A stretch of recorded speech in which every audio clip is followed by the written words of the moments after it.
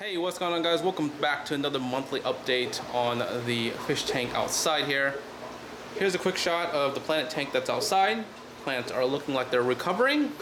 We did lose a bunch of other plants on the right side here, but for the most part, looks pretty solid, you know. We did get rid of 3 shoulder backs so that there's 3 less angelfish in the tank. They have a little bit more room. Probably when they get a little bit bigger, if they start pairing off, we'll probably get rid of maybe 2 more or so.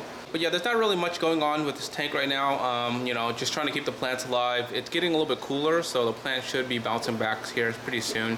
Move on to the quarantine saltwater tank outside here, I guess, for the blue tang mainly. So it looks like the blue tang is starting to develop maybe ick around its head. It could be hole in the head disease, but it definitely looks more ick-like. It's been kind of scratching it a lot, so I've been treating the tank here with ick medicine, so hopefully that recovers.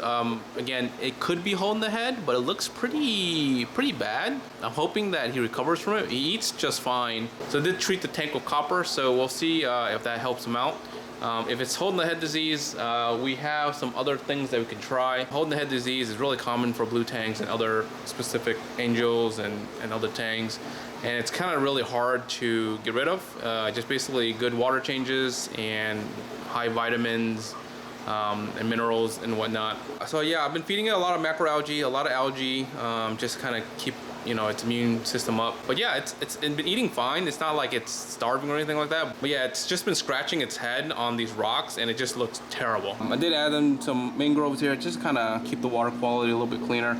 Added a little light here, so there's the Kessil here along with a couple mangrove trees. It's been growing pretty well. I had these guys inside, but I think it's just been sucking up so much of the nitrates in there that, you know, some of the macroalgae isn't being able to grow. So we'll keep it out here. We're not really growing any other macroalgae out here, so this should be perfectly fine for this. All right, so moving on to the Pleco rack. We do not have any more lights on the rack. I actually removed this light here and we placed it down here. Because I had to move the Kessil light over onto the reef tank for those mango trees, and now we have a full light down here, and I'm gonna show you guys what I did down there. But this no longer has lights. I still need to move some of these plants out either to here or just across here, but you know, the Plecos really like the darkness anyways. They kind of hide, you know, 99% of the time anyways, so there's no use in having lights anyways on here. The only thing is maybe, you know, we won't be able to see them, but that's okay. I know what they look like. I can see them. But as you can see here, so as you can see here, the floor is covered in like a debris or dirt from the bags of media here. I placed a couple bags of media in each tank from the sump. Add a block of media here as well. Just put it in here just because we're going to keep the plants down there and we'll just keep everything up here. So that's why it's a little bit dirty. We did do a 50% water change as well. I'm not sure it really helped or not. Did, I would say, a little bit, but it's still a little bit dirty, so it'll probably take a couple more days here for it to settle back. All right, so the sump, this whole sump area was just super dirty.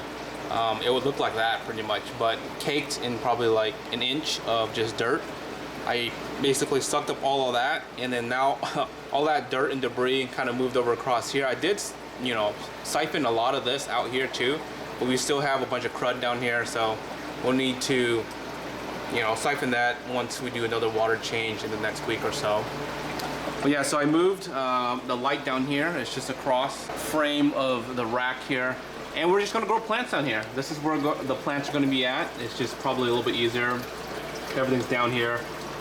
We're gonna get a couple more of these pots here, and then we're going to basically grow all these swords out here. We'll probably grow a couple of the pots of the Monte Carlos as well. It's doing pretty good. You know, I started with a couple patches here and it's starting to grow pretty decently. This one's empty right now, but we'll probably fill it with something and get that going. So there's a little bit something new here that we're adding to the tank.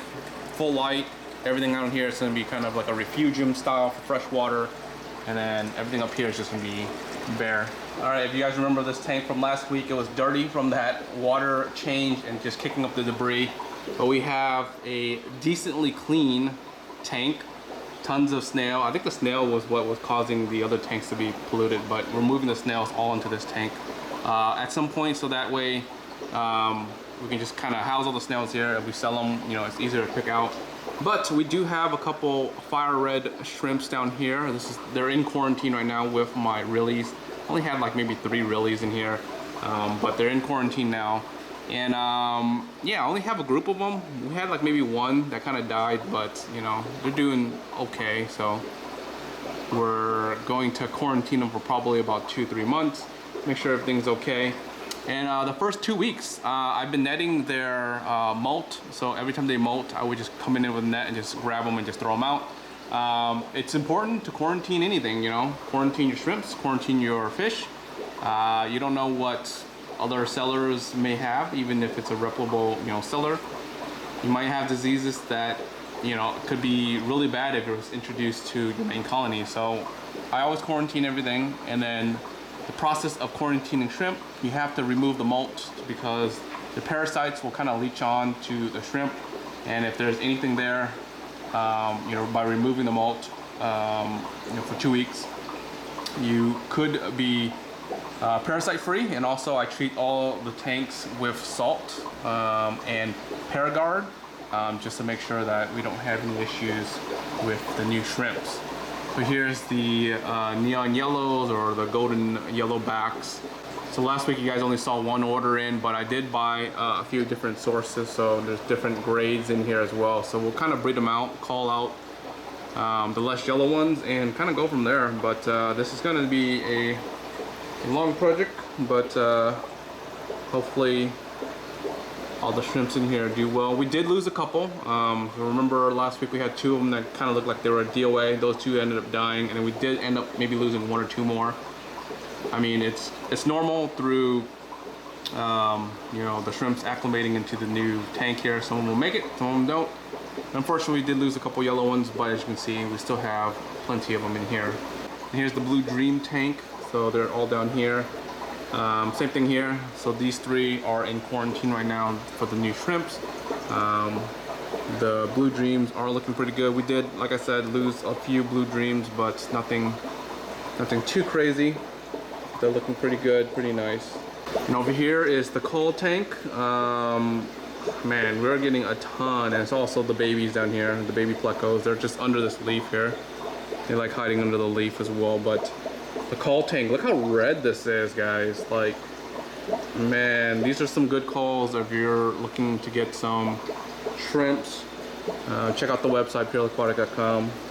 We are still selling probably a couple more of these guys, and that's it for the year.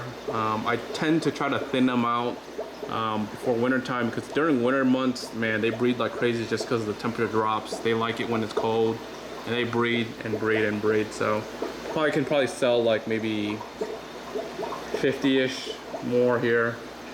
Cut it down by 50, and that should be a pretty good number for them for winter. So we have a bunch there, a bunch here, and a bunch in the back as well, but yeah. All right, so moving on to the last tank.